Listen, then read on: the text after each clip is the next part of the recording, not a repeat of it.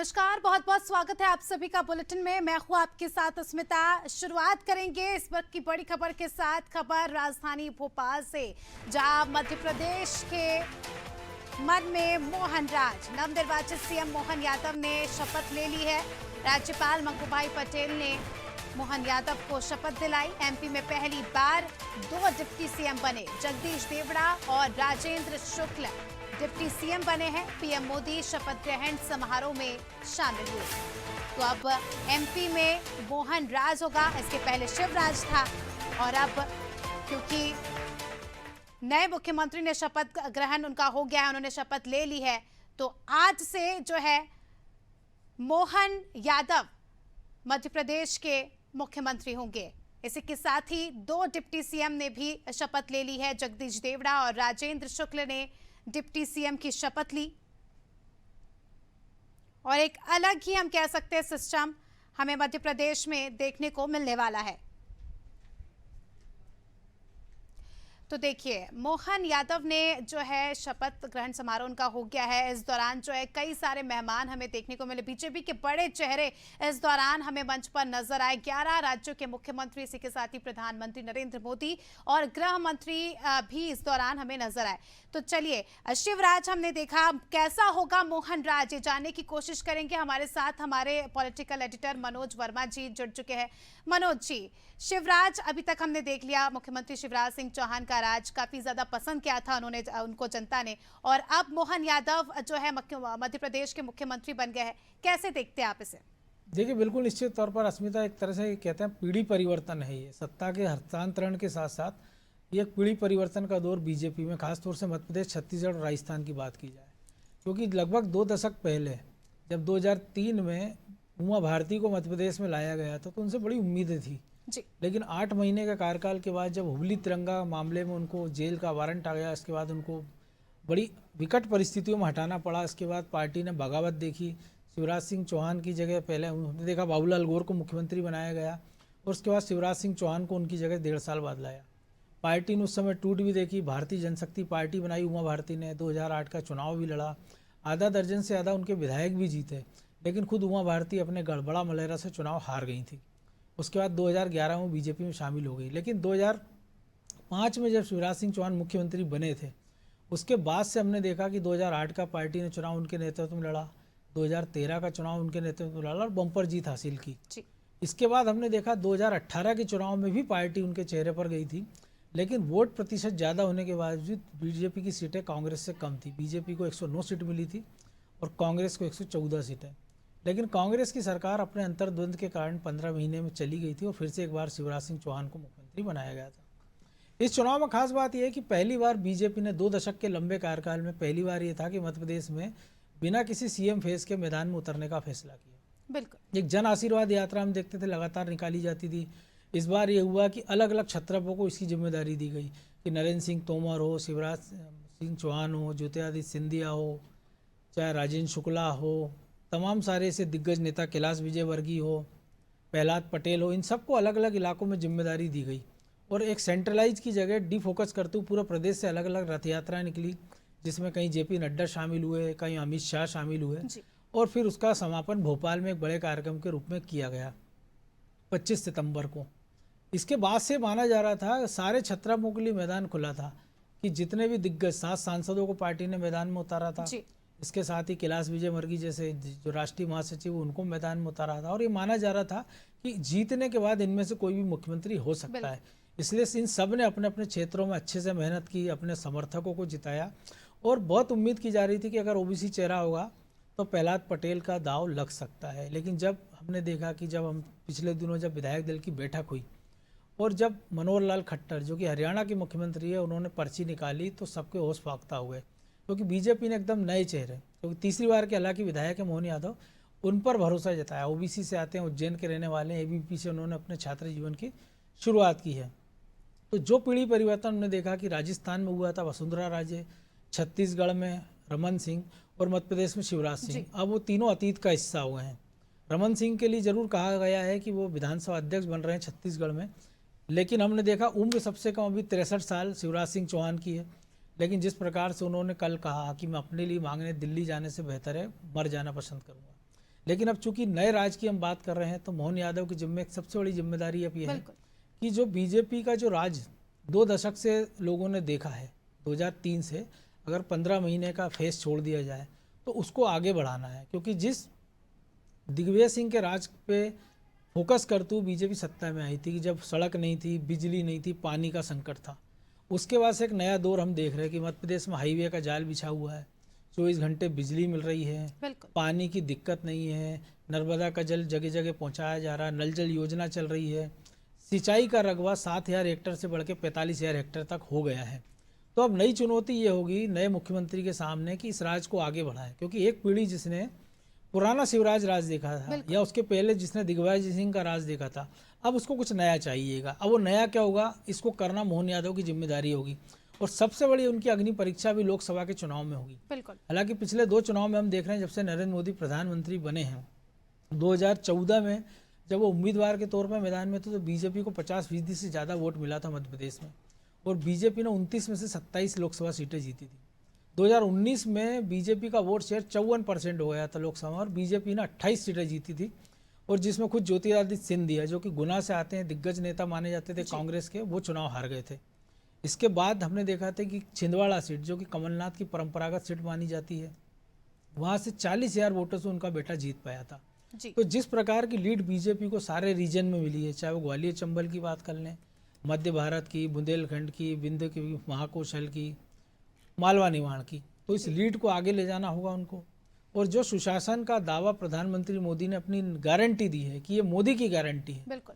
उसको निश्चित तौर पर उनको आगे ले जाना होगा। और मैं दर्शकों को बता दूं, आज शाम 5 बजे पहली कैबिनेट की बैठक होना है, जिसमें जो निर्णय लिए जाएंगे कि जिन वादों के साथ पार्टी आगे बढ़ी है कि 450 रुपये के गैस सिलेंडर की बात करें हम, 100 यूनिट बिजली की बात करें हम, या लाडली बहनों का जो पैसा मिल रहा है 1250 रुपये उसकी बात करें, इससे तमाम सारे नीतिगत निर्णयों पर चर्चा होगी और उसके बाद आगे की रणनीति बनाई जाएगी। बिल्कुल मनोज जी, यहाँ पर एक इंटरेस्टिंग बात ये भी सामने निकल कर आ रही है। मोहन यादव जो कि सुल्तानपुर के दामाद है, और क्योंकि वो मध्य प्रदेश के मुख्यमंत्री चुने गए हैं, तो इसका कहीं ना कहीं ऐसा कहा जा रहा है कि इसका असर उत्तर प्रदेश और बिहार की राजनीति पर भी पड़ेगा। देखिए, वो ससुराल से कोई अंतर नहीं पड़ना है, लेकिन जो आप बात कर रही हैं, हालांकि उनकी जो पत्नी है सीमा, वो उनकी पढ़ाई रीवा में हुई है, तो कह सकते हैं रीवा भी उनका ससुराल मान सकते हैं, विंध्य। लेकिन चूंकि यादव वोट बैंक एक बड़ा वोट बैंक है उत्तर प्रदेश में भी और बगल के बिहार में भी, और ये दोनों वो राज्य हैं जहाँ से जातिगत जनगणना की बात उठाई जा रही है, जहाँ से ओबीसी को लेकर एक बड़ा तमाम सारी बातें की जा रही है, और ये दोनों ऐसे राज्य हैं जहाँ पे यादवों का एक बड़ा वोट बैंक है। तो जो ओबीसी अदर वोट बैंक है यादव को छोड़कर, वो बीजेपी के साथ जा रहा पिछले 3-4 चुनाव से, चाहे वो विधानसभा के 2 चुनाव हुए या लोकसभा के। हमने देखा कि बिहार में वो यादव को छोड़ के वो ओबीसी वोट बैंक बीजेपी के साथ आ रहा है, लेकिन जो बड़ा वोट बैंक है यादव, वो आरजेडी के साथ जा रहा है बिहार में, और उत्तर प्रदेश में वो मुलायम सिंह या अखिलेश की पार्टी, अब क्योंकि मुलायम सिंह तब रहे नहीं है, समाजवादी पार्टी के साथ जा रहा है। तो बीजेपी एक मैसेज देने का प्रयास कर रही है यादवों को भी कि देखिए, अगर आप एक ही परिवार के साथ जुड़े हैं तो आपका कुछ भला नहीं होना, अगर आप बीजेपी के साथ आते हैं तो हम किसी भी कार्यकर्ता को कहीं भी पहुंचा सकते हैं। बिल्कुल। दूसरा एक संदेश ये छुपा है कि जो जातिगत जनगणना की बात हो रही है, तो बीजेपी जब अगले चुनाव में जाएगी या इस लोकसभा में, तो वो कह सकती है कि ये जो ओबीसी आरक्षण की बात कर रहे हैं, जातिगत राजनीति की बात कर रहे हैं, उन्होंने जाति के नाम पर अपनी ही परिवार के लोगों को मुख्यमंत्री बनाया है। चाहे वो अखिलेश की बात कर लें, या पहले मुलायम की बात कर लें, लालू की बात कर लें, या उनकी पत्नी राबड़ी देवी की बात कर लें, या बाद में जो उन्होंने अपने तेजस्वी को, उन्होंने अपने बेटे को मुख्यमंत्री बनाया और आरजेडी का मुखिया बना दिया। कोई कार्यकर्ता निकल के नहीं आया। लेकिन इसके उलट हम बीजेपी में देखें कि मोहन यादव एबीवीपी से छोटे से कार्यकर्ता हैं, भजन लाल शर्मा की बात करें राजस्थान की, जिनको कल चुनाव आया, पहली बार के विधायक हैं वो, एबीवीपी से जुड़े हुए, बहुत नीचे से आए हैं, भरतपुर के रहने वाले हैं, और सांगानेर से उन्होंने चुनाव लड़ा। इसकी तरह हम विष्णुदेव साय की बात कर लें, बहुत नीचे लेवल से उन्होंने आदिवासी राजनीति की, हालांकि उनके परिवार का एक लंबा इतिहास रहा है संघ से जुड़ाव का, जनसंघ के ज़माने से। उनके ताऊ बीजेपी से सांसद रहे हैं, उनके पिता विधायक रहे हैं, और विष्णुदेव साय एक खाँटी कार्यकर्ता माने जाते हैं कि पार्टी उनको जो जिम्मेदारी दे देती है, उनको प्रदेश अध्यक्ष बनाया, उन्होंने अपना दायित्व निभाया, उनको केंद्र में मंत्री बनाया, उन्होंने चुपचाप काम किया, केंद्र से मंत्री हटाया, वो एक शब्द उन्होंने नहीं बोला, प्रदेश अध्यक्ष पद से हटाया, एक शब्द नहीं बोला। वो जिस सरगुजा रीजन से वो आते हैं, इस बार बीजेपी ने 14 की 14 विधानसभा सीटें वहाँ से जीती है, जबकि यहाँ से बम्पर जीत पिछले चुनाव में मिली थी उसी सरगुजा से जो टीएस सिंहदेव उप मुख्यमंत्री हैं थे छत्तीसगढ़ में भूपेश बघेल सरकार में, वो खुद अपना चुनाव हार गए। बस्तर में जो पिछली बार हमने देखा था कि राजस्थान में बीजेपी ने 25 की 25 लोकसभा जीती थी, मध्य प्रदेश में 29 में से 28 और छत्तीसगढ़ में 11 में से 9 जीती थी और 2 सीटें कांग्रेस ने जीती थी, बस्तर और सरगुजा की। तो बीजेपी को उम्मीद है कि यहाँ भी उसको सफलता मिलेगी। और जो एक कॉम्बिनेशन बीजेपी ने बनाया है कि अगर यहाँ जगदीश देवड़ा दलित फैक्टर, आप देखिए उप मुख्यमंत्री हैं, आबकारी मंत्री थे पिछली सरकार में, गृह मंत्री रहे हैं। राजेंद्र शुक्ला लो प्रोफाइल नेता माना जाता है उनको, हाल ही में उनको जनसंपर्क मंत्री बनाया था, उसके पहले वो पिछली शिवराज सरकार में मंत्री रह चुके हैं। 5वीं बार के विधायक और चुपचाप अपना काम करते हैं। तो विंध्य में ब्राह्मण एक बड़ा फैक्टर है बिल्कुल। और उससे लगे जो ग्वालियर, जो उत्तर प्रदेश का जो क्षेत्र है, वहाँ पे इसकी गूंज रहती है। इधर जगदीश देवड़ा तो हम देखते हैं कि 4 चीज़ें उन्होंने साधी है कि अगर विधानसभा अध्यक्ष नरेंद्र सिंह तोमर तो ठाकुर लॉबी को साधने का प्रयास किया, ग्वालियर चंबल को साधा, रीजन वाइज देखें। मालवा से हम देख रहे हैं उप मुख्यमंत्री भी और मुख्यमंत्री भी हैं। तो मालवा और निवाड़ से कहा जाता है कि बीजेपी में अगर मध्य प्रदेश में जो सत्ता का रास्ता है वो ग्वालियर, माफ कीजिए, निवाड़ और मालवा से होकर जाता है। 64 सीटें इस रीजन में आती है और बीजेपी ने इस बार बम्पर सफलता हासिल की, जिसका इनाम मिला है। लगभग 3 दशक बाद मालवा को मुख्यमंत्री मिला है, क्योंकि इसके पहले जो प्रकाश चंद्र सेठी मुख्यमंत्री थे वो भी उज्जैन के ही निवासी थे और अब मोहन यादव है। इसी तरह ब्राह्मणों को साधने का प्रयास किया विंध्य में, क्योंकि विंध्य में ठाकुर ब्राह्मण पॉलिटिक्स का एक बड़ा महत्व है। और पहले हम देखते थे श्रीनिवास तिवारी ब्राह्मण चेहरा थे, कांग्रेस का बड़ा विधानसभा अध्यक्ष थे और विंध्य का सफ़ेद शेर उनको कहा जाता था। हालांकि उनके नातिन इसी चुनाव में बीजेपी में शामिल हुए और उनको बीजेपी ने टिकट दिया और वो चुनाव जीत भी गए। इसी तरह ग्वालियर चंबल को साधने का प्रयास किया, क्योंकि पिछले चुनाव में बीजेपी को महज 6 सीटें मिली थी विधानसभा की, लेकिन इस बार ये आंकड़ा भर के 34 में से 17 सीटें बीजेपी को मिली और जो सरकार बनी है उसमें एक बड़ा योगदान माना जा रहा है। तो ग्वालियर चंबल को साधा है, मालवा निवाड़ को साधा है, उसके साथ ही विंध्य को साधा है। तो अब जो मंत्रिमंडल बनेगा उसमें सबसे बड़ी चुनौती होगी कि मध्य भारत, मध्य क्षेत्र जिसको कहते हैं, जिसमें भोपाल है, बैतूल है, होशंगाबाद है, विदिशा, रायसेन, ये रीजन आता है, जो बीजेपी का 4 चुनाव से गढ़ बना हुआ है। महाकौशल की बात करें, जो कमलनाथ का गढ़ माना जाता है, लेकिन बीजेपी को अच्छी सफलता मिली अगर छिंदवाड़ा छोड़ दें, क्योंकि एक मैसेज ये था कांग्रेस की ओर से कि फिर से अगर कांग्रेस की सरकार बनती है तो कमलनाथ मुख्यमंत्री होंगे। इसी कारण है कि वहाँ की जनता ने कमलनाथ ने जो उम्मीदवार घोषित किए थे कांग्रेस के, खुद कमलनाथ छिंदवाड़ा से चुनाव लड़े थे और बाकी की 6 सीटों पर कांग्रेस के उम्मीदवार चुनाव जीते थे। लेकिन महाकौशल की बात करें, विंध्य की बात करें, बुंदेलखंड की बात करें, तो अब सत्ता का संतुलन बनाना होगा, नए चेहरे लाना होंगे। और इस बार सीटें बहुत ज़्यादा बीजेपी के पास, 163 सीटें बीजेपी ने जीती हैं। 35 ही लोग नियम अनुसार, क्योंकि जो सदन की संख्या 230 उसका 15% मंत्रिमंडल बनाया जा सकता है, यानी 35 लोग बनाए जा सकते हैं, जिसमें से मुख्यमंत्री, उप मुख्यमंत्री, विधानसभा अध्यक्ष, और इन सबको हटा दें तो अब 31-32 पद शेष बचते हैं। अब इसमें जातिगत समीकरण साधना होगा, क्षेत्रीय संतुलन देखना होगा, तो ये सारी चीज़ें रखना होगी। और इसीलिए मुझे लगता है कि अभी मंत्रिमंडल का विस्तार हो नहीं पाया, नहीं तो आमतौर पर होता था। और ये पहली बार है लंबे समय बाद, 2 दशक में, कि पहली बार हम देख रहे हैं कि भोपाल के लाल परेड स्टेडियम में शपथ ग्रहण समारोह हुआ, क्योंकि समय नहीं था। 2 दिन पहले, 1 दिन पहले कह सकते हैं, 11 तारीख को घोषणा हुई थी और 1 दिन बाद, बीच का 1 दिन मिला और आज शपथ ग्रहण समारोह हुआ है। नहीं तो उसके पहले हम देखते थे कि जो लाल परेड मैदान के साथ जम्बूरी मैदान है, वहाँ पर ये बड़े आयोजन होते थे, लाखों की संख्या में प्रदेश भर से कार्यकर्ता जुटाए जाते थे और एक शक्ति प्रदर्शन के माध्यम से एक संदेश दिया जाता था। यहाँ लेकिन सीमित लोगों के बीच में आयोजन किया गया और एक सादगी भरा संदेश देने का प्रयास पार्टी की ओर से किया गया है। बिल्कुल मनोज जी, अब अगर हम बात करें पूर्व मुख्यमंत्री शिवराज सिंह चौहान की भूमिका की, तो जिस प्रकार से 11 बजे आ रहा था, तो देखिए चलिए, तो लाल परेड मैदान से हमारी सहयोगी शबाना हमारे साथ जुड़ चुकी है। सीधे रुख करेंगे शबाना का, जानने की कोशिश करेंगे कि क्या कुछ तस्वीरें वहां से सामने आई। शबाना हमारे साथ जुड़ चुकी है।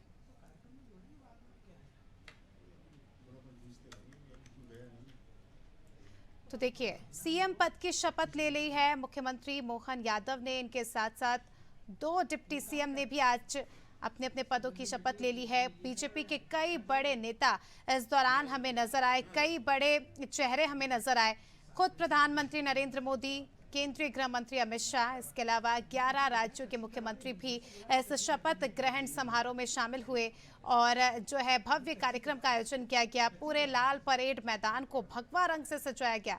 इसके अलावा कई संप्रदाय के साधु संत भी हमें देखने को मिले और काफ़ी ज़्यादा अद्भुत नज़ारा इस बार हमें नज़र आया। और आज से मध्य प्रदेश में मोहन राज की शुरुआत हो गई है। अब देखना खास होगा कि आने वाले 5 साल में जिस प्रकार से वादे किए बीजेपी ने, भारतीय जनता पार्टी ने जिस प्रकार की योजनाएं लाई, क्या वो अपने वादों पर खरे उतर पाते या नहीं। जनता ने जो विश्वास जताया है, जिस प्रकार से जनता ने बहुमत के साथ बीजेपी को जिताया है, तो अब देखने वाली बात होगी कि भारतीय जनता पार्टी जनता के विश्वास को एक बार फिर जीत पाती है या नहीं। और आने वाले समय में क्योंकि लोकसभा चुनाव भी है, तो लोकसभा चुनाव को लेकर क्या कुछ रणनीति होती है और क्या कुछ बदलाव हमें देखने को मिलते हैं, क्योंकि अभी मंत्रिमंडल का विस्तार भी होना है और उसके पहले अभी देखने वाली बात होगी कि कौन से नेता को किस पद से नवाजा जाता है। कई सारे सस्पेंस अभी भी बरकरार है। जी, हमने देखा ओबीसी मुख्यमंत्री का दाव बीजेपी ने, क्योंकि हम देख रहे हैं लगातार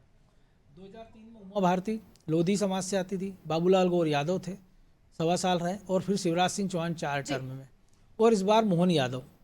तो एक मज़ेदार बात यह कि मध्य प्रदेश की जो 50% से ज़्यादा ओबीसी आबादी मानी जाती, जिसमें से जो 72 विधानसभा सीटें हैं उनमें 40% से ज़्यादा ओबीसी आबादी बसती है जी। यानी ओबीसी वहाँ जिसके पक्ष में गए वहाँ उसको बहुमत मिलना तय है। और ये 72 सीटें कुल मिलाकर इनका प्रभाव 20 लोकसभा सीटों पर, बिल्कुल। और अगर मध्य प्रदेश में 29 सीटें हैं लोकसभा की, वो 20 में ओबीसी का प्रभाव है, बिल्कुल। तो समझा जा सकता है कि ये कितना बड़ा आंकड़ा है जिसको बीजेपी ने जातिगत संतुलन के सहारे मैनेज करने का प्रयास किया है। और ये ओबीसी, सारे ओबीसी मध्य प्रदेश में बीजेपी के साथ बड़ी संख्या में जाते हैं हमेशा, क्योंकि कांग्रेस में हमने देखा लंबे समय अर्जुन सिंह हो, मोतीलाल वोरा हो, या बाद के 10 वर्ष में दिग्विजय सिंह हो, कोई ओबीसी मुख्यमंत्री दिया नहीं। एक आदिवासी मुख्यमंत्री उन्होंने दिए थे, वो केवल 13 दिन के लिए बने थे संवित सरकार के दौरान, और बाद में उन्होंने राजनीति से संन्यास ले लिया था। एक मौका ऐसा आया था कि आदिवासी मुख्यमंत्री बनाया जा सकता था, और लेकिन उनको तरजीह ना देते हुए सुभानु सिंह सोलंकी को अर्जुन सिंह को एक कमान सौंपी गई थी। एक बार माधवराव सिंधिया का लग रहा था कि बन जाएंगे, लेकिन उनकी जगह फिर से अर्जुन सिंह को बनाया गया था। 93 में भी जब कांग्रेस ने चुनाव जीता था, तब भी खबरें थी कि शायद माधवराव सिंधिया को मुख्यमंत्री बनाया जा सकता है, लेकिन दिग्विजय सिंह, अर्जुन सिंह जैसे तमाम दिग्गजों के कारण दिग्विजय सिंह को मुख्यमंत्री बनाया गया, और 10 साल वो रहे, और 2003 तक वो इस कॉन्फिडेंस में थे कि चुनाव मैनेजमेंट से जीता जाता है। और उन्होंने ये वादा कर दिया था कि अगर कांग्रेस से चुनाव हारती तो 10 साल वो कोई पद नहीं लेंगे। 2003 में जब कांग्रेस हारी तो 10 साल तक उन्होंने कोई पद लिया भी नहीं था। बाद में वो राष्ट्रीय महासचिव बने, कांग्रेस में कई लीड्स पदों पर रहे, और अब वो राज्यसभा के सांसद हैं। लोकसभा का चुनाव भी उन्होंने भोपाल से लड़ा था, लेकिन हार का सामना करना पड़ा था। इसके साथ ही वो राहुल गांधी के राजनीतिक सलाहकार भी उनको कहा जाता था।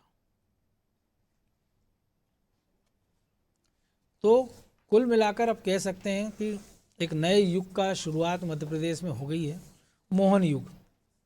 और जो तस्वीरें दर्शक देख रहे हैं कि राज्यपाल दिखाई दे रहे हैं, राज्यपाल के साथ हमने देखा दोनों मुख्यमंत्रियों को बुलाया था शपथ ग्रहण के दौरान, राजेंद्र शुक्ला, जगदीश देवड़ा को बुला लिया गया था, और केवल 10 मिनट का यह समारोह हुआ था, लेकिन बड़ी संख्या में धर्म गुरुओं को बुलाया गया था। और ऐसा हमेशा बीजेपी के हमने उसमें देखा है कि धर्म गुरु बड़ी संख्या में मौजूद रहते हैं। और जो मुख्यमंत्री आए थे तमाम सारे राज्यों के, उनके बीच में शिवराज सिंह चौहान दिखाई दिए थे, ज्योतिरादित्य सिंधिया बैठे दिखाई दिए थे, नितिन गडकरी, राजनाथ सिंह जैसे तमाम सारे दिग्गजों को बुलाया गया था। मंच दो तीन तरफ मंच बनाए गए थे। और नरोत्तम मिश्रा जो कि दतिया से चुनाव हार गए थे, वो भी दिखाई दिए थे। हालांकि वो एयरपोर्ट पर भी दिखाई दिए थे कि जब वो बाकी लोगों को रिसीव करने पहुंचे थे, जेपी नड्डा को, अमित शाह को, उस दौरान भी हमने देखा था कि नरोत्तम मिश्रा दिखाई दे रहे थे। तो माना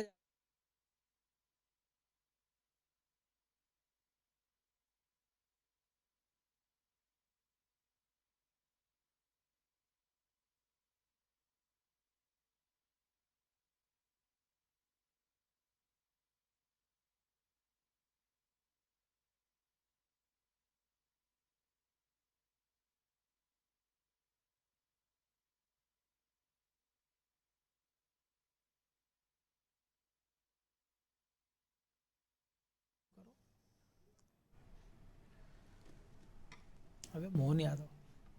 तो मध्य प्रदेश में आज से मोहन राज शुरू हो गया है। नए मुख्यमंत्री ने शपथ ले लिए, साथ में 2 उप मुख्यमंत्रियों ने भी शपथ लिए। इसके बाद मंत्रिमंडल को लेकर कयासबाद के जोर जारी हैं, कयास लगाए जा रहे हैं कि कौन कौन मंत्री बनेगा। महाकौशल और बुंदेलखंड पर विशेष नज़र है। मनोज जी, जिस तरह से वरिष्ठ नेताओं को संकेत दिए गए हैं, चाहे वो गोपाल भार्गव हों प्रहलाद पटेल हों, कैलाश विजयवर्गीय हों, जिज्ञासा बड़ी है कि आखिर ऐसा कौन सा पद होगा जिससे ये वरिष्ठ संतुष्ट हो जाएंगे। देखिए, जिस प्रकार का ब्रजेश जी हमने देखा उप मुख्यमंत्री और मंत्री सीएम का चयन किया गया है, तो मुझे ऐसा लगता है कि इस मंत्रिमंडल में ना तो गोपाल भार्गव के लिए कोई जगह है, ना प्रहलाद पटेल के लिए कोई जगह है, ना कैलाश विजयवर्गीय के लिए। तो हो सकता है या तो इनमें से कुछ को वापस दिल्ली ले जाया जाए, गोपाल भार्गव के लिए हो सकता है प्रोटेम स्पीकर बना दिया जाए बाद में, और ये कमिटमेंट हो सकता है कि अगली बार आपके बेटे को टिकट दे दिया जाएगा।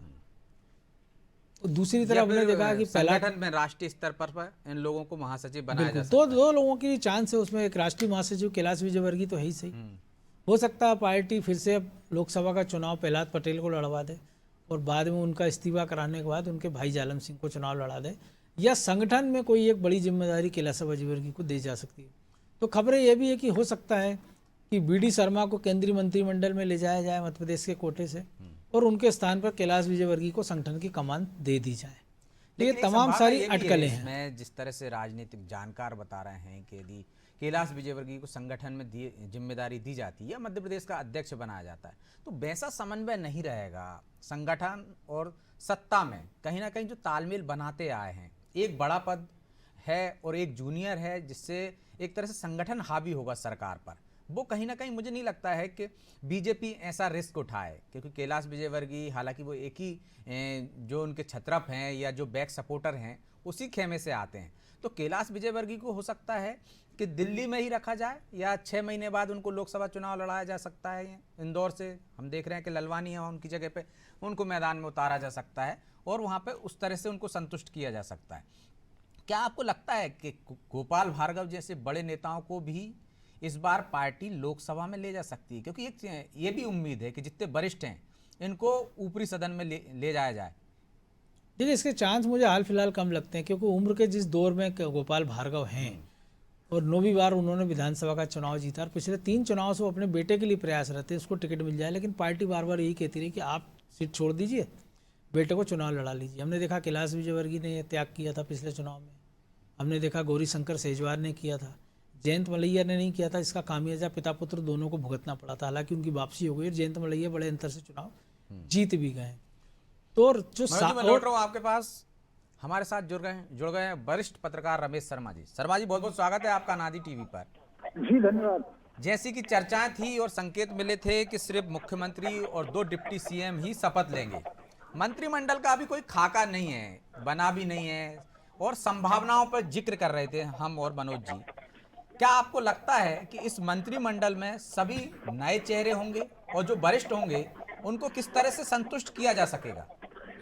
देखिए, इस मंत्रिमंडल को हम मान करके चलें कि इसमें 3 तरह की तस्वीरें हो सकती हैं जी।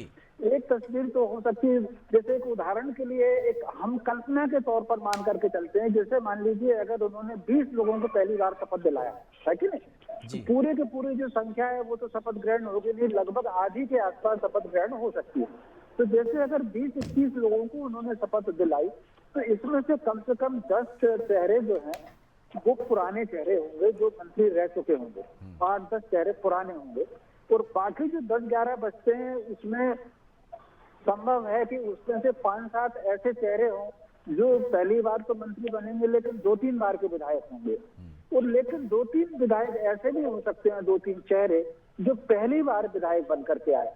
तो ये हमको जिस तरीके से नई पीढ़ी को खड़ा कर रही है, तो ये 3 प्रकार की तस्वीर उसमें मिलेगी। दूसरी एक बात जो मुझे लग रही है, जैसे कि अभी ब्रजेश जी गोपाल भार्गव जी की चर्चा कर रहे थे, तो मुझे जो लग रहा है कि जो बहुत सीनियर हैं, जैसे गोपाल भार्गव जी हैं, जयंत मलैया जी हैं, इनको संभावना मिलेगी, इसकी मुझे संभावना कम दिख रही है।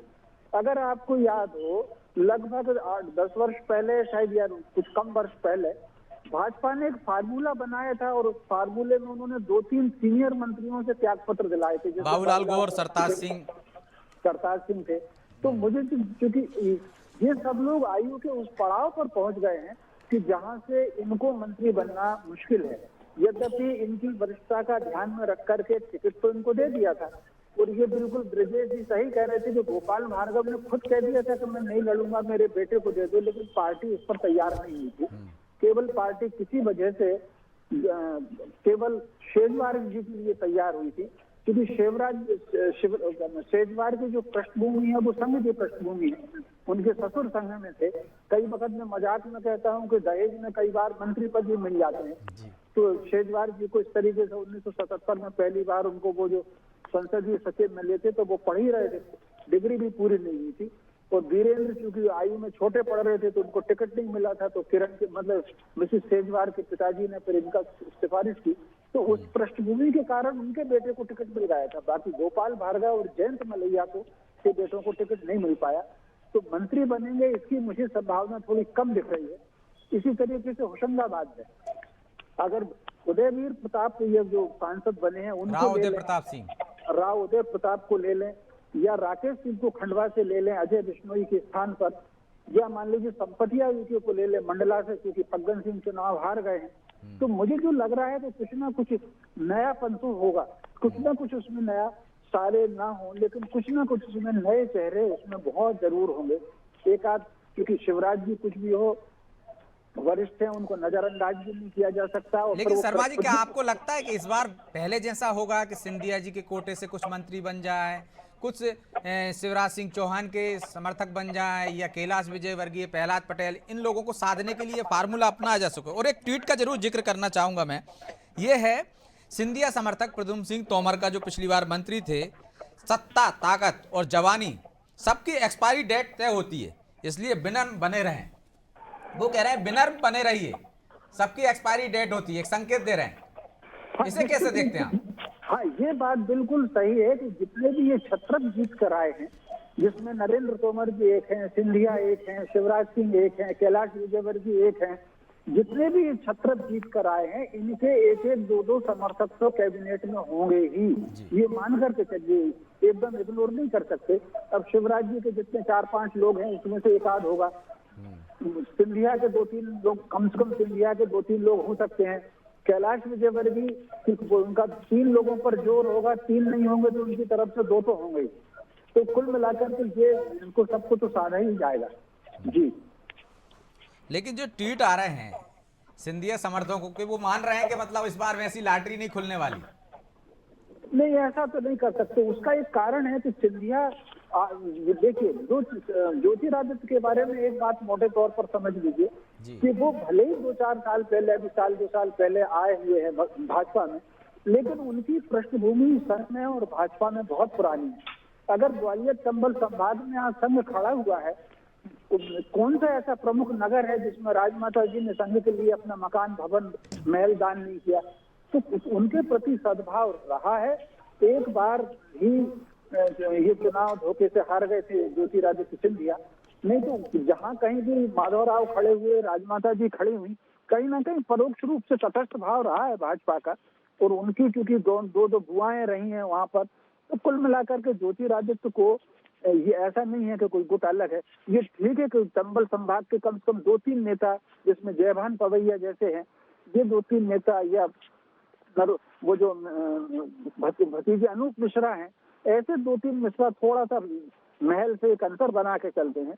बाकी आम कार्यकर्ता में महल के प्रति सद्भाव है, तो ज्योतिरादित्य सिंधिया के समर्थकों को कैबिनेट में लेने में कोई दिक्कत नहीं होगी।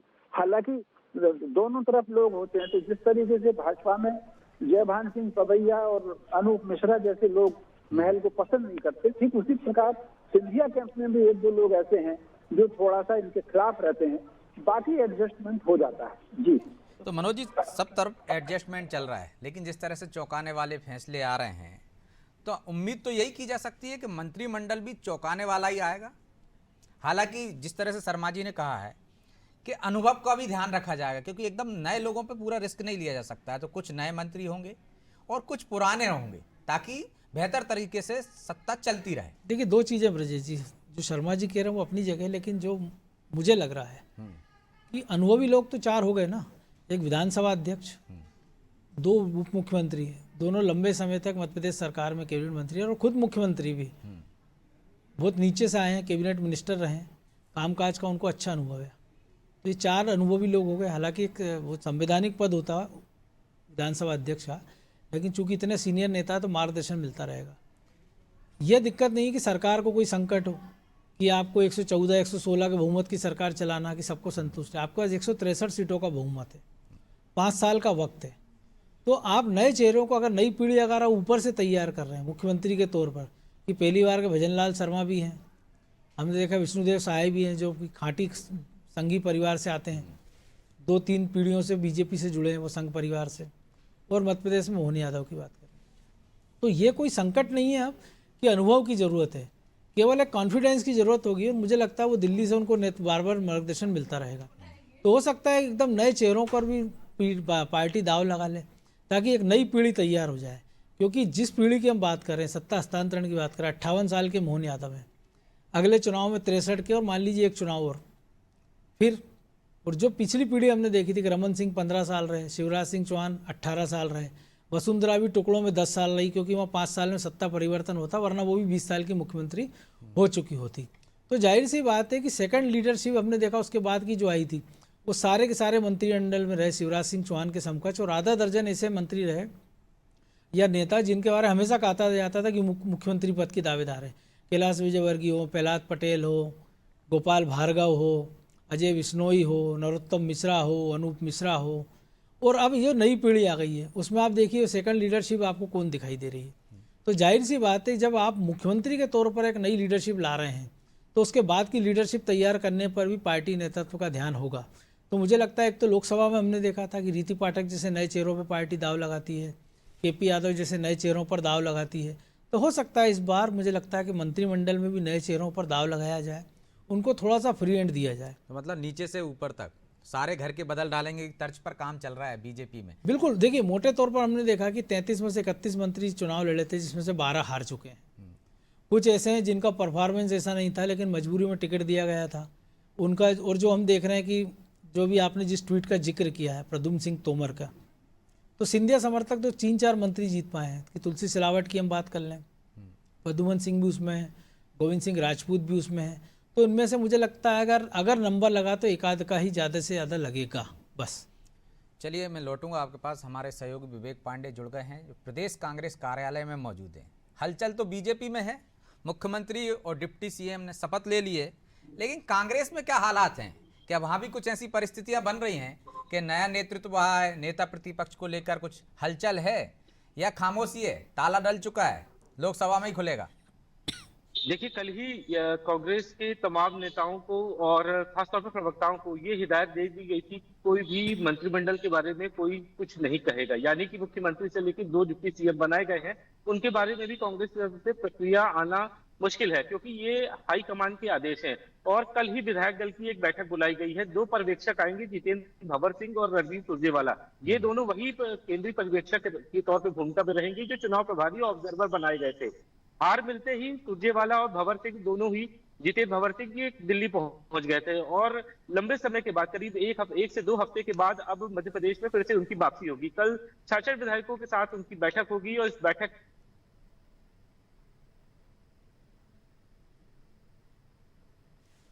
विवेक बीजेपी ने प्रयोग किया है, जिस तरीके से बीजेपी ने प्रयोग किया है ठीक उसी के तर्ज पर ओबीसी या फिर आदिवासी चेहरे को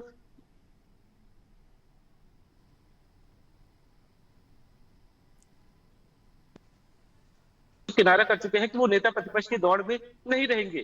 सब विवेक, लगता है नेटवर्क की प्रॉब्लम है, हम आपके पास फिर लौटेंगे। हमारे साथ वरिष्ठ पत्रकार देवदत्त दुबे जी भी जुड़ गए हैं। दुबे जी, बहुत बहुत स्वागत है आपका अनादि टीवी पर। सुन पा रहे हैं आप मुझे? हाँ जी। दुबे जी, अभी विवेक बता रहे थे कि कांग्रेस में वरिष्ठ नेताओं ने या ऊपर आला कमान ने किसी भी तरह की प्रतिक्रिया देने पर पाबंदी लगा दी है, दोनों डिप्टी सीएम को लेकर और सीएम को लेकर। इसके क्या मायने हो सकते हैं? हमने तो देखा है जैसे सीएम बनता है हमले तेज हो जाते हैं, गड़े मुर्दे उखाड़े जाने लगते हैं, लेकिन कांग्रेस की इस खामोशी के पीछे क्या वजह हो सकती है, क्या राज है? देखिए, कांग्रेस अपने हिसाब से रणनीति बनाती है। उनको ये लग रहा होगा कि अभी शुरुआत है, चूंकि पदों पे आएंगे, जब गलती करें तो हमला करेंगे। शुरुआत में यदि हमला करेंगे तो लोग उसको गंभीरता से नहीं लेंगे, क्योंकि अभी तो जो स्लेट जैसी ना, बिल्कुल साफ स्लेट है।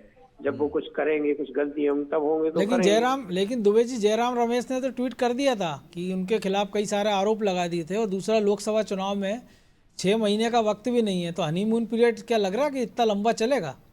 क्योंकि आमतौर पर माना जाता है नई सरकार की 6 महीने का हनीमून पीरियड है कि कोई कुछ विपक्ष जो है शांतिपूर्वक रहता है, कोई आरोप नहीं लगाता है। बिल्कुल, लेकिन एक ये रणनीति भी होती है कि राष्ट्रीय नेता कोई लगा दे आरोप। मध्य प्रदेश में चूंकि अब यही है, यही मोहन यादव को रहना, यही कमलनाथ को, तो एक थोड़ा सा संकोच रहता है। जिस तरह से कमलनाथ कल उनको दुबे जी, एक बड़ी खबर आ रही है, मैं आपको रोक रहा हूं, फिर लौटूंगा आपके पास। मुख्यमंत्री शिवराज सिंह चौहान के काफिले को उनके समर्थकों ने रोक लिया है। पूर्व मुख्यमंत्री, माफ कीजिएगा, शिवराज सिंह चौहान के काफिले को उनके समर्थकों ने रोक लिया है। पूर्व मुख्यमंत्री शिवराज सिंह चौहान का काफिला उनके समर्थकों ने रोका है। लगातार ऐसी तस्वीरें आ रही हैं कि कभी वो लाडली बहनों से मिलते हैं या बहनें उनसे मिलने सीएम हाउस जाती हैं।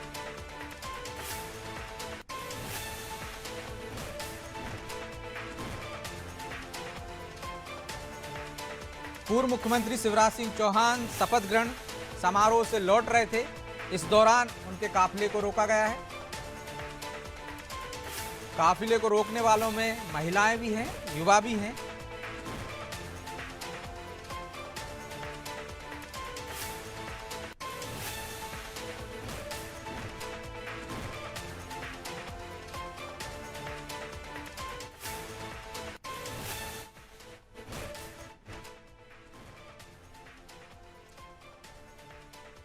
शपथ ग्रहण स्थल के बाहर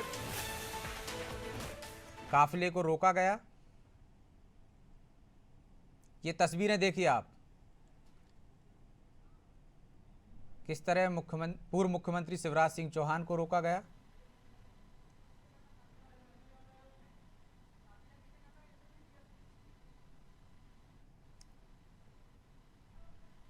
वो उतरकर अपने समर्थकों से मिल रहे हैं। लगातार ऐसी तस्वीरें आ रही हैं दुबे जी कि पूर्व मुख्यमंत्री से मिलने उनकी बहनें जाती हैं और तस्वीरों में किस तरह से ये कहा जाता है या दिखाया जाता है कि वो उन्हें कहीं जाने नहीं देंगी। मतलब एक तरह से जो समर्थक हैं वो ये मान के चल रहे हैं कि उनके साथ अन्याय हुआ है। स्वाभाविक है ब्रजेश जी, जब कोई 18 साल लगभग मुख्यमंत्री रहा हो, इसके पहले वो युवा मोर्चा के प्रदेश अध्यक्ष रहे हैं और उनका एक लंबा पूरा जीवन है जो संघर्ष वाला है। पांव पांव वाले भैया कहते, जब वो सागर में आते थे युवा मोर्चा के अध्यक्ष, तो राज्य परिवहन की बस में जब हम लोग बिठाने जाते थे, तब के वो दृश्य, तो उनका इतना परिचय है, इतना नेटवर्क, इतने सामाजिक सरोकार की योजनाएं जुड़ा, तो एक फॉलोइंग जो उनकी है, वो ये चाहती होगी कि वो प्रदेश में ही रहें, क्योंकि उनको भी लग रहा होगा कि दिल्ली चले जाएंगे तो फिर और राज्यों में घूमेंगे तो फिर पता नहीं इतना मुलाकात हो पाए ना हो पाए। तो एक स्वाभाविक है। आपने देखा होगा कि किसी के दिन 4 दिन भी रुकने जाओ तो थोड़े से संपर्क हो जाए, जब आते हैं तो उनको बुरा लगता है, अपने लिए बुरा लगता है, या अपने से कितनी चीजें कहीं जाती हैं। तो एक उनके है नेटवर्क, और कुछ ऐसा भी होता है कि अब वो उनको भी दिखाना है कि हमारी लोकप्रियता है, हमारे कारण भी सरकार आई, हमारी लाडली बहना योजना का बहुत बड़ा योगदान है।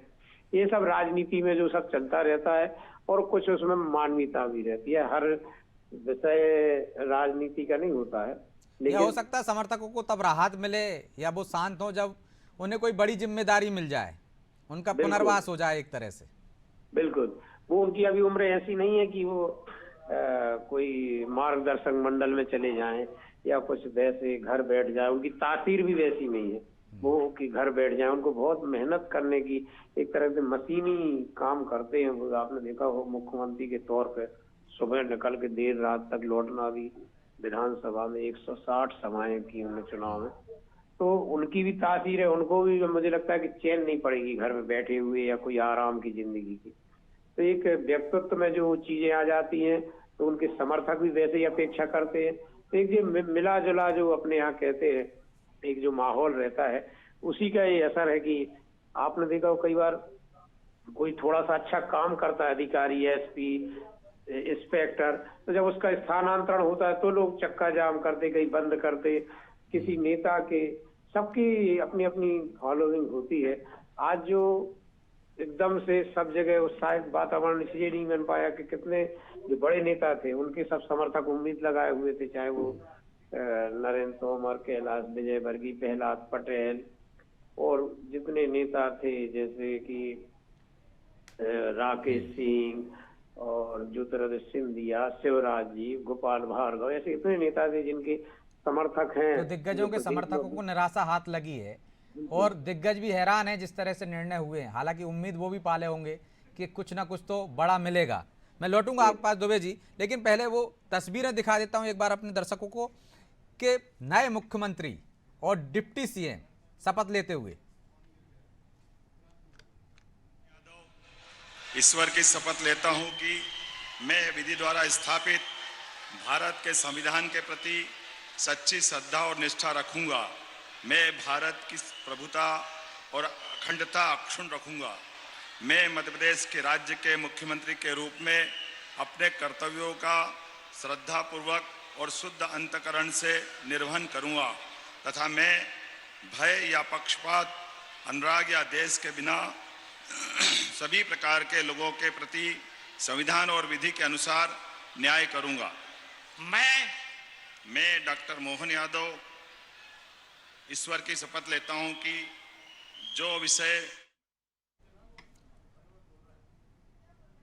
तो ये नवनियुक्त मुख्यमंत्री डॉक्टर मोहन यादव शपथ ले रहे थे। रमेश जी सुन रहे हैं आप मुझे? रमेश जी? हाँ जी, जुड़े हुए हैं आप रमेश जी? चलिए दुबे जी, नए मुख्यमंत्री ने शपथ। जी रमेश जी जुड़े हैं?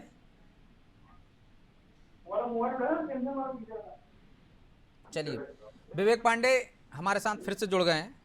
विवेक सुन पा रहे हैं आप मुझे? आवाज आ रही है मुझे? हाँ, अपनी बात पूरी नहीं कर पाए थे आप। पर्यवेक्षक आ रहे हैं कल, और क्या कार्यक्रम है कांग्रेस का? देखिए, कल पीसीसी में ही सभी विधायकों को बुलाया गया है। 66 सभी विधायकों को बुलाने के साथ साथ ये निर्देश जरूर दिए गए हैं कि सभी एक सुर में ही एक ही नेता के बारे में सहमति देंगे। जैसे कि कई नाम निकल के सामने आ रहे हैं। राहुल गांधी के खेमे से ही कोई ना कोई नेता प्रतिपक्ष बनेगा। सबसे प्रबल दावेदार है उमंग सिंगार, लेकिन उमंग सिंगार की जो छवि है वो आदिवासी के तौर पर जरूर है, आदिवासियों के नेता है। और कांग्रेस को बाकी अन्य सीटों की बात कर दी जाए तो आदिवासियों ने काफी भरोसा दिया कांग्रेस को और उनसे उनको काफी वोट मिला। अब कांग्रेस की यही कोशिश होगी, रणनीति भी यही होगी कि उमंग सिंगार पर दाव लगाया जाए। लेकिन उमंग सिंगार का जो व्यक्तित्व है वो काफी ज्यादा विवादों में घिरा रहा। पहले तो उनके बंगले में उनकी प्रेमिका ने सुसाइड कर दिया था। उसके बाद उनकी जो पत्नी थी उन्होंने कोर्ट में हलफनामा देते हुए उनपे जबरन बलात्कार तक के आरोप लगाए।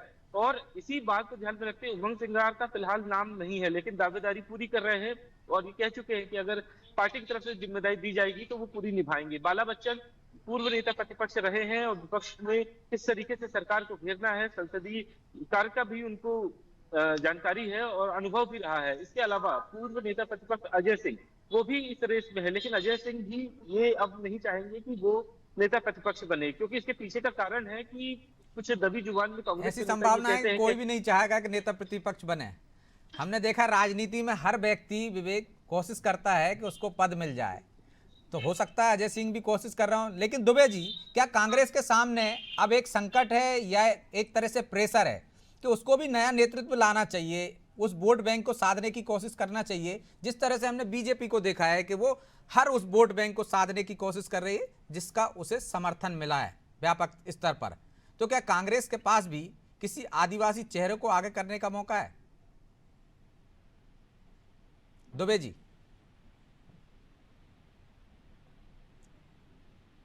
चलिए मनोज जी। हाँ जी, दुबे जी सुन पा रहे हैं आप मुझे?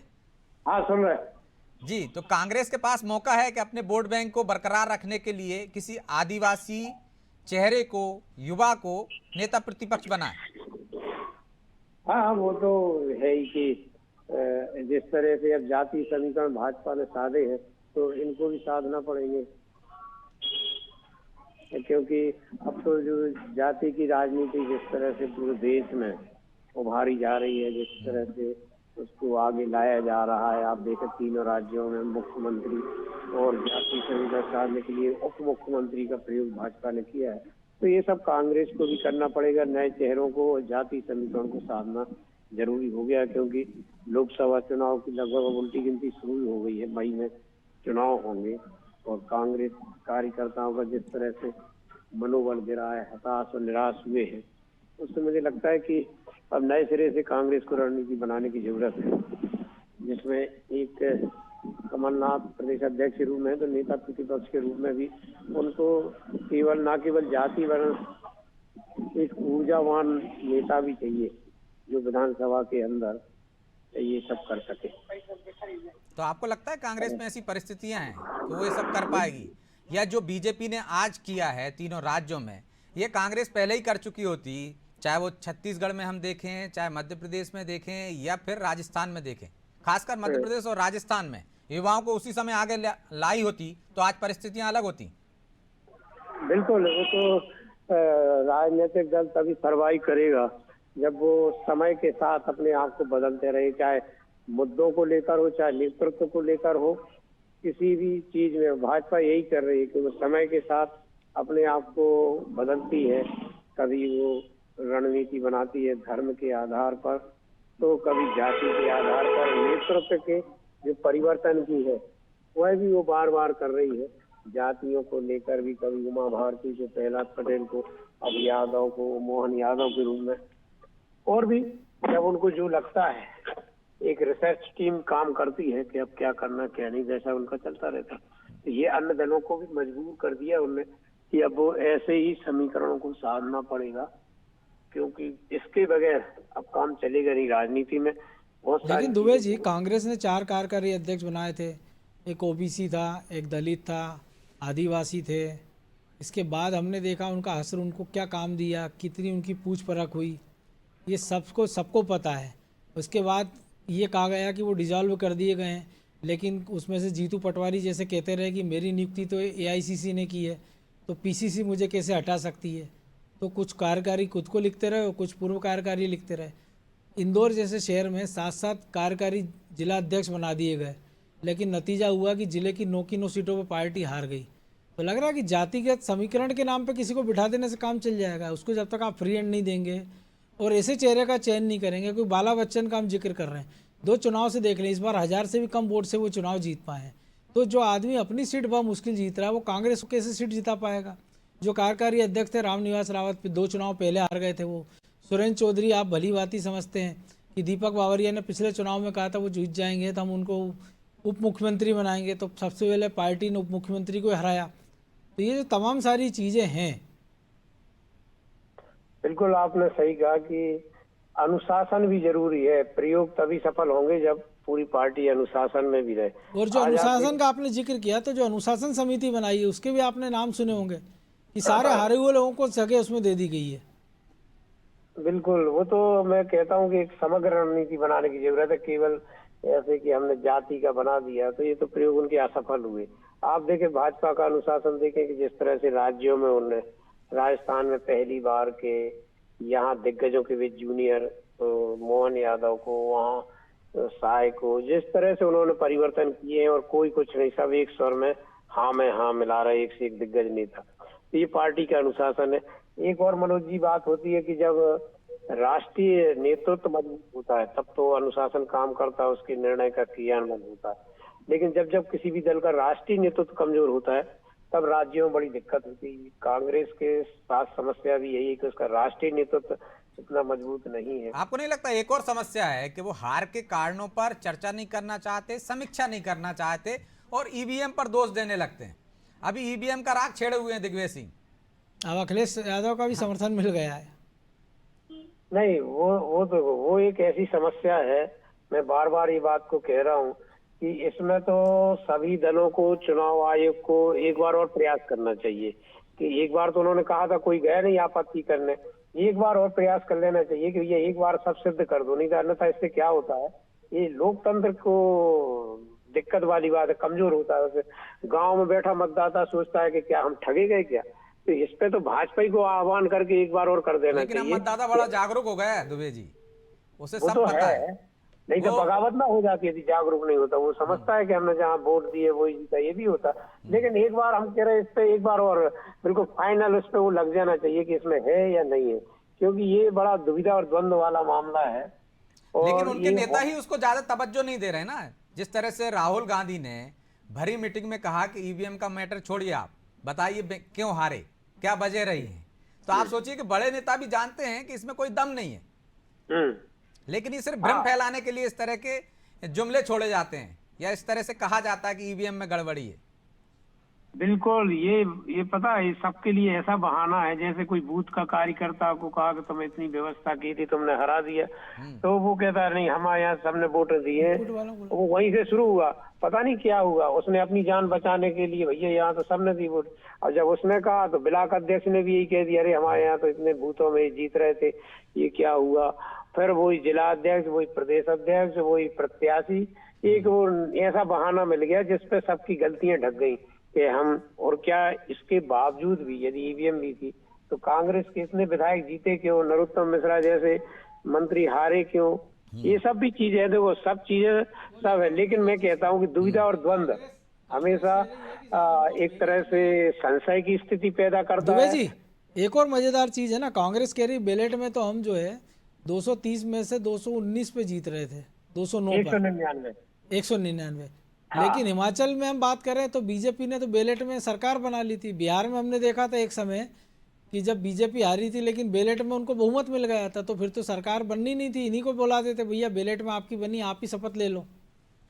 नहीं ये तो क्योंकि जिस कॉन्स्टिट्यूंसी में अगर 2-2.5 लाख वोटर हैं और अगर वहाँ बैलेट से 2-3 हजार वोट डल रहा है, तो उसको आप कैसे मान सकते हो कि ये उन्हीं को जिता रहा था। लगता है कि कांग्रेस को सलाह की जरूरत है, क्योंकि सलाहकार तो बहुत बड़े बड़े हैं उनके पास हैं, सलाह भी देते हैं, कमेटियां भी बनती हैं, लेकिन उस पर वो खुद ही अमल नहीं करते हैं कि क्या कमियां पाई गई हैं।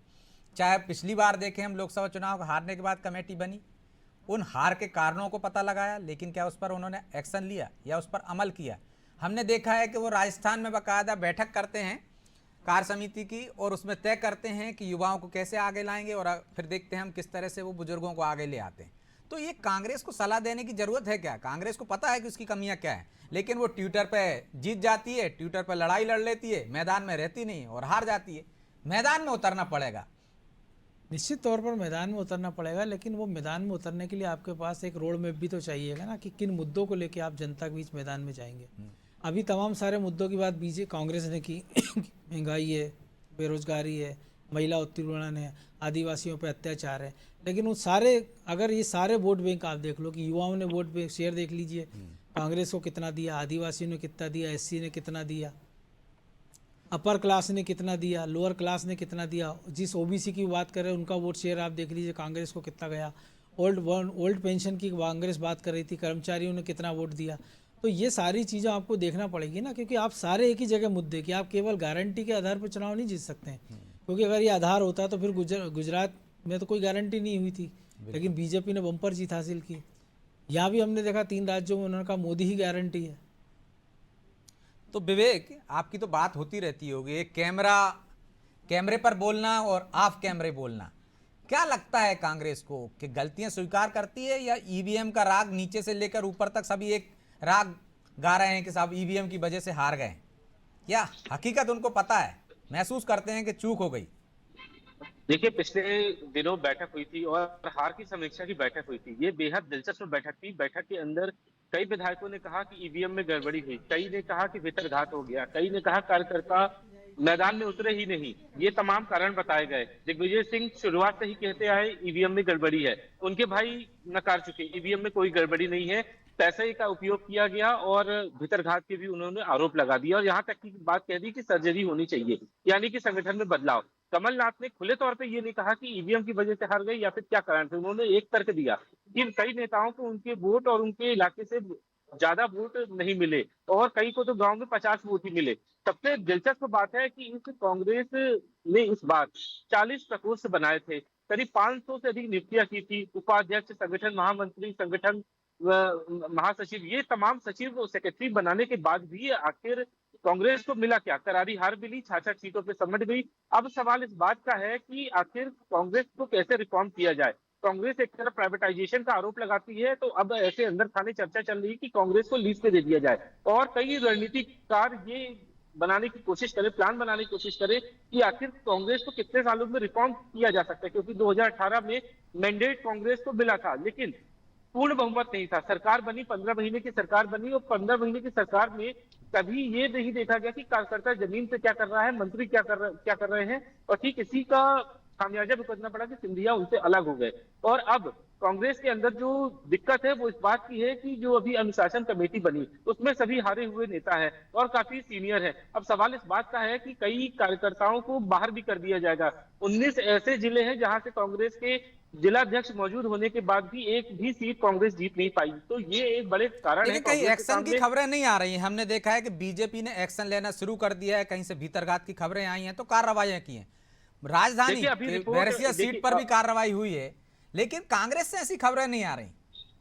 देखिए, सबसे महत्वपूर्ण बात है कि जब अभी विधायक दल की बैठक होगी, उसके बाद एक बैठक और कमलनाथ बुलाएंगे। 15 दिन का समय दिया था और 2 रिपोर्ट बनाने के लिए कहा गया था। एक तो हार की रिपोर्ट बनाने के लिए, दूसरा अगर भीतरघात हुआ है तो उसके पीछे कारण कौन थे और किन लोगों की सहभागिता थी, उसके आधार पर। लेकिन विवेक, जब बीजेपी लोकसभा की तैयारी में जुट गई है और वो अभी विधानसभा का ही ढोल पीट रही है कांग्रेस, और जो आपने कहा लीज पे दे देना चाहिए, तो आपको नहीं लगता कि पहले दिग्विजय सिंह के पास लीज पर थी मध्य प्रदेश में कांग्रेस, फिर कमलनाथ के पास आ गई, राजस्थान में भूपेश बघेल के पास लीज पे चल रही है, कर्नाटक में डीके शिव कुमार सिद्धारमैया के पास लीज पे चल रही है?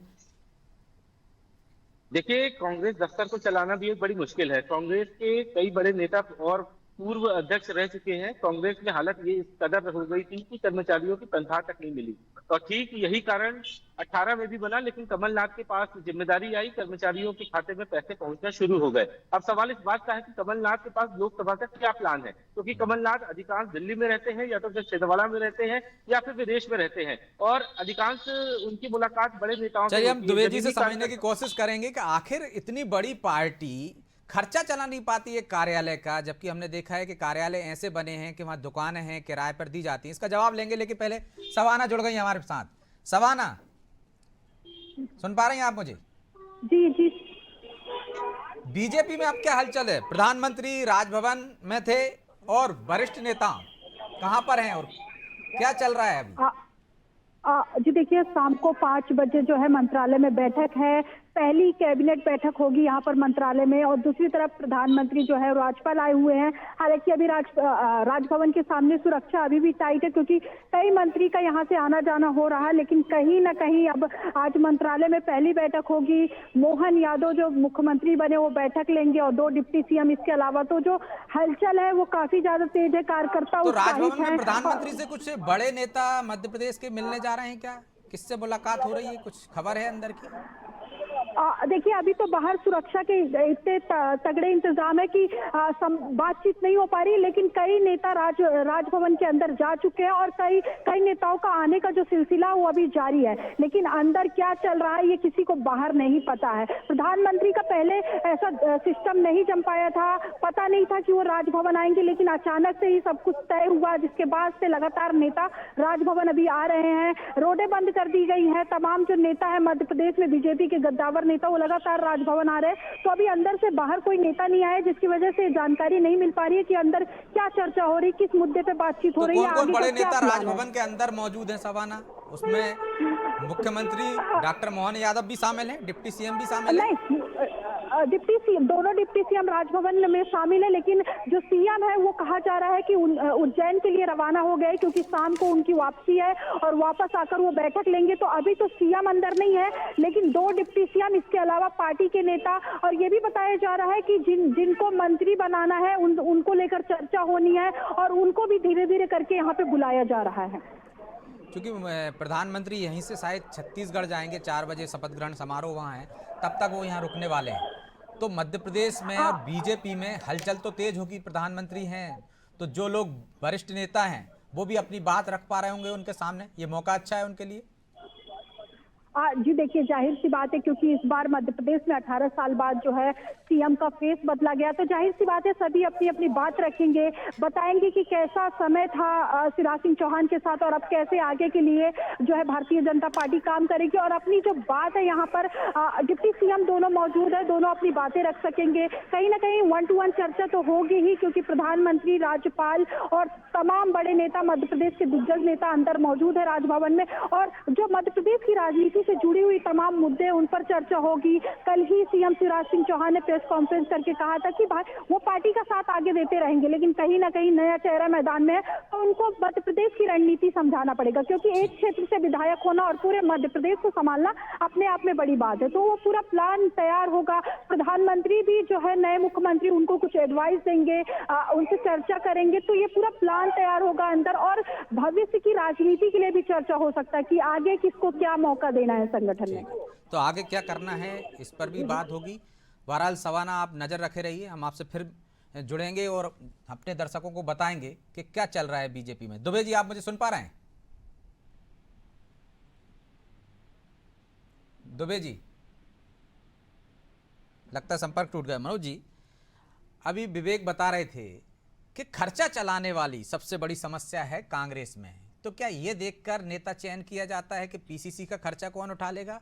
क्या इतनी बड़ी पार्टी, मतलब देश में जो दूसरे नंबर की पार्टी है, पहले तो सबसे बड़ी पार्टी थी, उसकी हालत ये स्थिति हो गई है कि वो खर्चा नहीं चला पा रहे एक कार्यालय से, जबकि पहले से ही ऐसी व्यवस्थाएं थी। चाहे हम जवाहर चौक का जो कार्यालय है वो देख लें, वहाँ पे नीचे दुकानें थी जिससे खर्चा चल सकता था, लेकिन ये परिस्थितियाँ क्यों बनी? निश्चित तौर पर ब्रजेश जी, ये तो जो पार्टी ये कहती है कि हमने आज़ादी में बहुत बड़ा योगदान दिया है, तो उनसे पूछा जाना चाहिए कि देश की इतनी पुरानी पार्टी है और अगर वो अपने खर्चे नहीं चला पा रही रोज़मर्रा के, तो क्या पार्टी को, जो विवेक कह रहे थे, लीज पे दे दीजिए आप किसी उद्योगपति को। और ये एक ऐसी पार्टी जो उद्योगपतियों पर निशाना साधती है कि ये तो अडानी अंबानी की सरकार है, लेकिन वो अपने नेता ऐसा चुनती है जो उनके पार्टी का खर्चा चला सके, कि कमलनाथ का खर्चा चला सकते हैं, भूपेश बघेल का खर्चा चला सकते हैं, अशोक गहलोत का खर्चा चला सकते हैं। तो ये भी चिंता की बात होना चाहिए पार्टी के लिए कि आपका क्राइटेरिया क्या है, कि आपका चयन का पैमाना क्या है। और हम देख रहे हैं उत्तर प्रदेश बड़े राज्य में आपके हाल एक लोकसभा सीट आपके पास बची, सोनिया गांधी। विधानसभा में आपके 2 आदमी जीतते हैं और राज्यसभा में आप 3 लोग उत्तर प्रदेश के भेज देते हो, छत्तीसगढ़ और राजस्थान से। बिहार में आप देखिए 4थे नंबर की पार्टी है। महाराष्ट्र में आप सरकार में चला रहे थे, आज की तारीख में आप 5वें नंबर की पार्टी बन गए अजीत पवार के अलग होने के बाद से। तो जिन समृद्ध राज्यों में पार्टी थी, गुजरात जैसे समृद्ध राज्य, कर्नाटक की हम बात कर लें, तो क्या आपने, अगर कर्नाटक में भी कांग्रेस यही सोचती कि खर्चा कौन चलाएगा, तो फिर दलित सिद्धारमैया का तो नंबर ही नहीं लगता। हालांकि कहा जाता कि वहाँ डीके शिव कुमार सक्षम थे, वो पूरे समय खर्चा चलाते रहे। लेकिन सबसे बड़ा सवाल ये है कि तेलंगाना में रेवंत रेड्डी एक नया चेहरा होते हैं, और केसीआर जैसे बलशाली आदमी से वो लोहा लेते हैं। तो पार्टी को ये तय करना होगा कि उसको प्रदेश में कांग्रेस को चलाना है कि कार्यालय को चलाना है। और अगर कार्यालय को चलाना है तो फिर कार्यालय को लीज पे आप किसी और को दे दीजिए, जैसे हम देखते हैं कई सारी जगह कि कैंटीन दे दी जाती हैं, कि आपने कैंटीन बना दी है, उसको लीज पे दे दीजिए और उससे जो खर्चा चलता है उससे छोटा मोटा खर्चा चलता रहे। तो फिर आप आधी पीसीसी को किराए पर दे दीजिए, 2 कमरे रखिए, एक अध्यक्ष के लिए और बाकी कार्यकर्ताओं के लिए, और बाकी के लिए आप बगल में तंबू लगा दीजिए कि वहाँ से बैठ के पार्टी का काम होता रहेगा और इससे खर्चा चल जाएगा।